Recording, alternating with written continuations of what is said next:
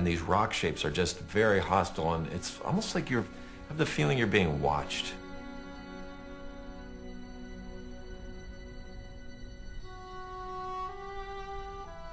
Kukinan, for the Indians, always seemed to have the edge on Roraima as being the home of evil spirits, or mischievous spirits, actually, they prefer to say, that catch you unawares. So it's raining on Kukinan, and we found this little alcove here. There's Nat. We're waiting for the helicopter. There's Bryn in her trash bag skirt. Very effective for rain. After a few hours, the helicopter began coming up to shuttle people off the mountain. After the first two groups, a storm started to close in around Kukinan, and the helicopter's unable to get up there in the middle of a storm. It's just not safe. So 6 of us were actually able to get down from the mountain, but another 6 were stuck up there as the storm closed in. And it rained harder than I've ever seen it rain ever in my entire life, I swear. So you're 5,000, 6,000 feet up, freezing cold rain, 40-mile-per-hour winds, you know. And there's very little shelter to be found on Kukinan. There was about 2 places that we were able to find where someone could stand underneath a rock, the biggest of which we had been referring to that afternoon as the loo. I had to use the bathroom, and, you know, when you're in those environments, you just go where you can. It just ended up that was where everyone then went to huddle when it was raining. I mean, so they called it the loo, because loo is toilet in England, and my name's Lou, so. And this cave was like the size of a phone booth. And we were just all squeezed in there together, standing on rocks, because it was even wet around the rocks inside this little cave. We literally saw ponds and lakes forming as far out as we could see that weren't there before.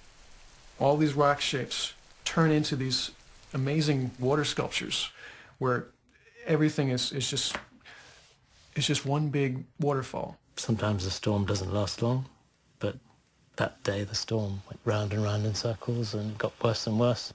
And the longer we waited, the more I thought, we're going to be stuck here overnight. And it's gonna suck.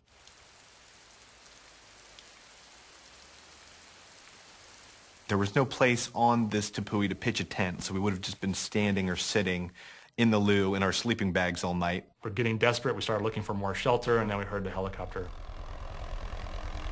Thankfully, with 15 minutes of daylight remaining, the helicopter returned, and we were able to get off the mountain before nightfall.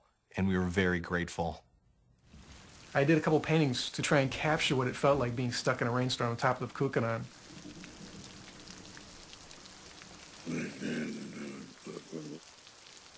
It was a real relief to get off of Kukinan, but we knew the next day that we had to kind of continue our journey. So the next morning, we took a very small plane, went to a small town called Kanaima. And from Kanaima, we took motorized canoes up a river all day to get to Angel Falls.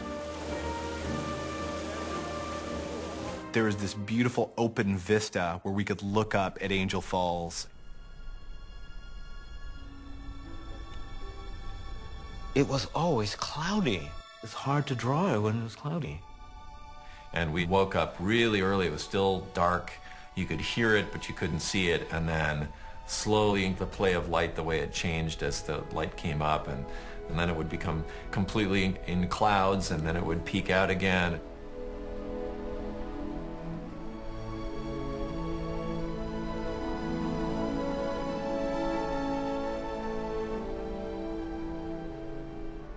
That was a cool morning, just sitting and watching and trying to capture that on paper.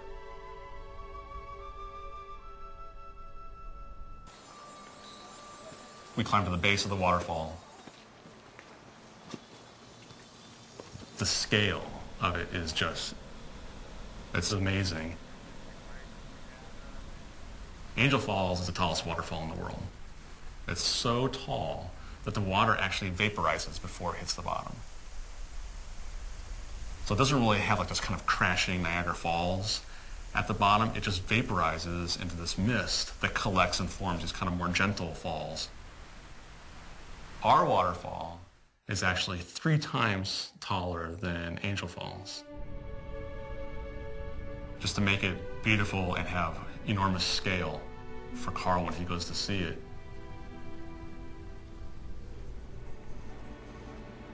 That seems about right.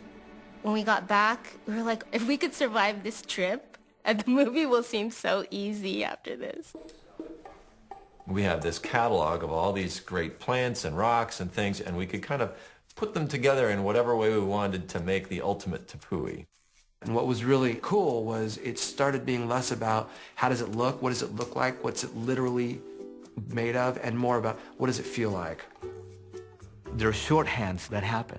There are certain words and experiences that people said, yes, exactly, I know what that means. When we make those images on the computer and they look and feel like that place felt, that's when we know we've kind of done our job.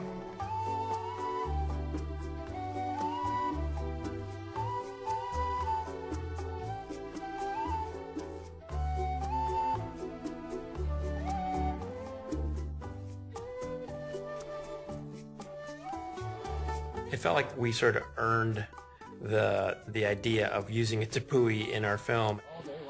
Is that our hiking star point right there? Yeah, that's it.